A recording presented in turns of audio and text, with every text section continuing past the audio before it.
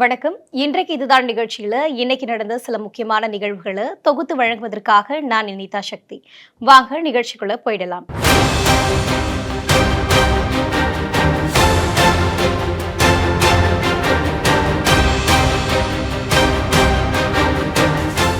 இன்னைக்கு பாத்தீங்கன்னா உலக புகழ்பெற்ற அலங்காநல்லூர் ஜல்லிக்கட்டு தொடங்கி இருக்கிறது. மாடுபிடி வீரர்கள் தீவிரமாக காளைகளையும் அடக்கி வந்துட்டு இருக்காங்க. அதே போல வாடிவாசல இருந்து முதல் கோவில் காளைகளை அவிழ்த்து விட்டு இருக்காங்க. அது போல தொடர்ந்து வாடிவாசல இருந்து சீறி பாய்ந்து வரும் காளைகளை மாடுபிடி வீரர்கள் தீவிரமாக அடக்கி பிடித்து வருகின்றனர். தொடர்ந்து ஜல்லிக்கட்டை கண்டுகளித்த முதலமைச்சர் மு.க.ஸ்டாலின் மாடுகளுடைய உரிமையாளர்களுக்கும் மாடுபிடி வீரர்களுக்குமே வின் பண்ணவங்களுக்கு தங்க மோதிரமும் அணிவிச்சிருக்காரு. தொடர்ந்து பேசிய முதலமைச்சர் ஜல்லிக்கட்டுல அதிக காளைகளை அடக்கி முதலிடம் பிடிக்க போற வீரர்களுக்கு அரசு வேலையும் வழங்கப்படும் என்று கூறியிருக்கார். அது மட்டுமல்லாமல் தொடர்ந்து பேசிய முதலமைச்சர் அலங்காநல்லூர் காளைகளுக்கு பயிற்சி மையம் அமைக்கப்பட்டு தரும் என்றும் கூறியிருக்கிறார். வெளி மாவட்டங்கள், மாநிலங்கள் போல சுற்றுலா பயணிகள், அமைச்சர்கள், சினிமா பிரபலங்கள் என அனைவருமே அலங்காநல்லூர் ஜல்லிக்கட்டை பார்த்து ரசிச்சு வந்துட்டு இருக்காங்க.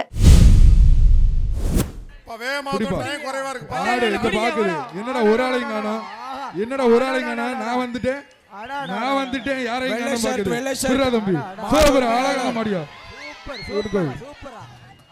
அழகான மாடு திருச்சி மாவட்டம் ஸ்ரீரங்கம் மாடு சூப்பரான மாடியா. என்ன பக்கத்துல நெருங்க விடல யாரும். பகவான் ஆட்டம் வழங்கும் ஒரு பீரோப்பா அதுக்கு நல்ல மாடியா. சரமான மாடு சூப்பர். காளை காளை வெற்றி பெற்றது.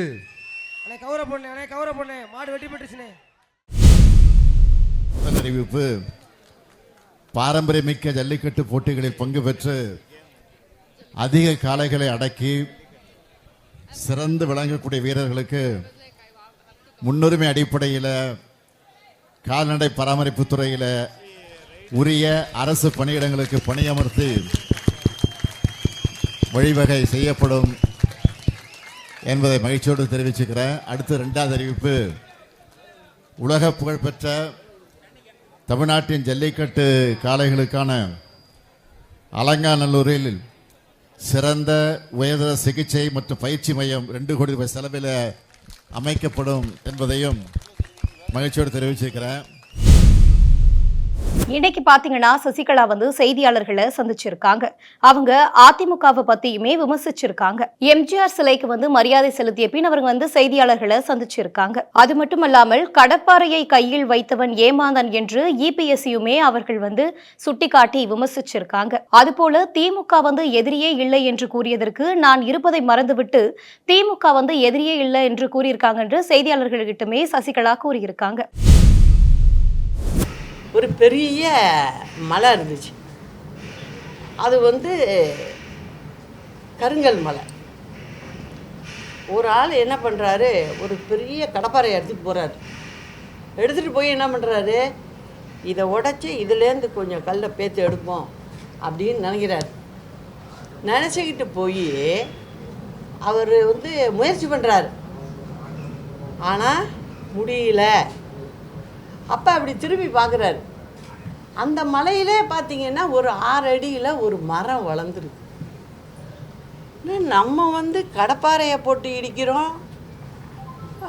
இது ஒரு கடப்பாறை தான் எகிருத ஒழிய அதில் ஒரு சின்ன ஒன்றுமே காணுமே. இது எப்படி இந்த மரம் இங்கே வளர்ந்துது அப்படின்ட்டு பார்க்குறாரு. அந்த மரம் என்ன சொல்லுது, சொல்லாமல் சொல்லுது அப்படின்னு பார்த்தீங்கன்னா, ஒரு விதை,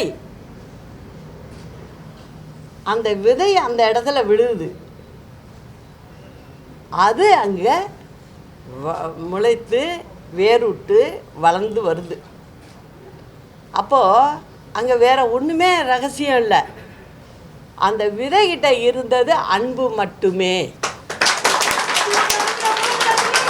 அந்த அன்புனால தான் அந்த மரம் அங்கே வளர்ந்துது. அதுக்கிட்ட கடப்பாறை கிடையாது, ஒன்றும் கிடையாது. ஆனால் வளர்ந்துது. கடப்பாறையை கையில் வச்சவன் ஏமாந்தான்.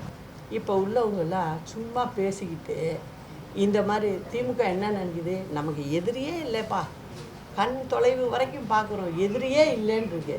நான் ஒருத்தி இருக்கிறதே மறந்துருக்கு.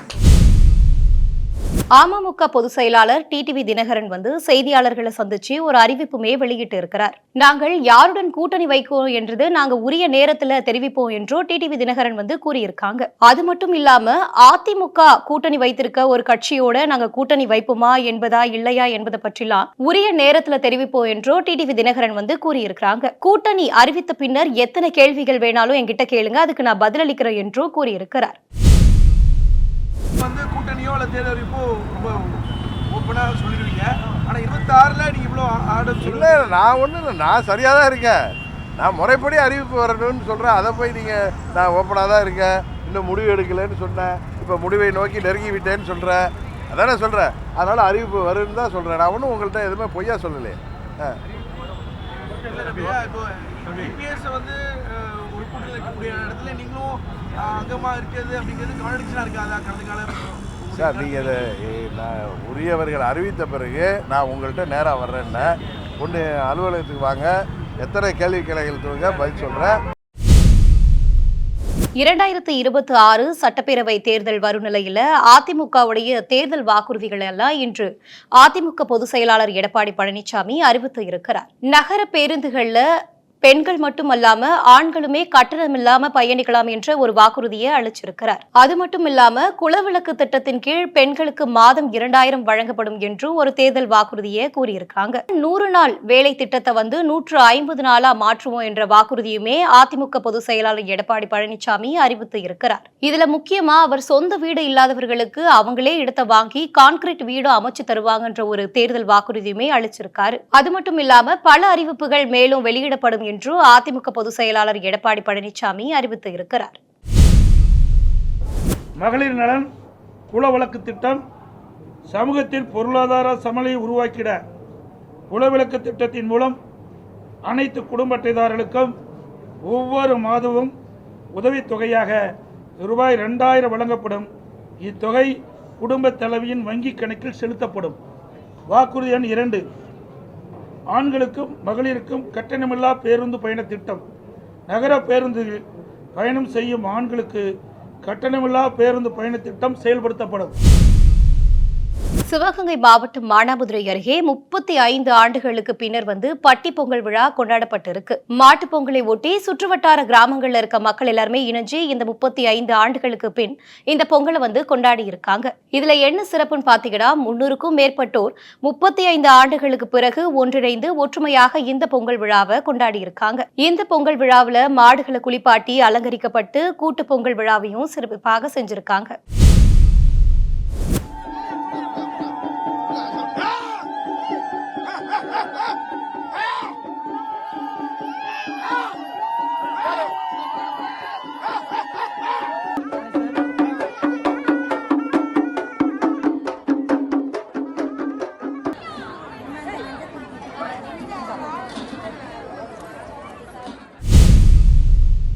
இன்றைக்கு இதுதான் நிகழ்ச்சியில இன்னைக்கு நடந்த சில முக்கியமான நிகழ்வுகளை பார்த்தோம். மற்றொரு நிகழ்ச்சிகள் சந்திக்கலாம். உங்களிடம் இருந்து விடைபெறுவது நான் இனிதா சக்தி. நன்றி.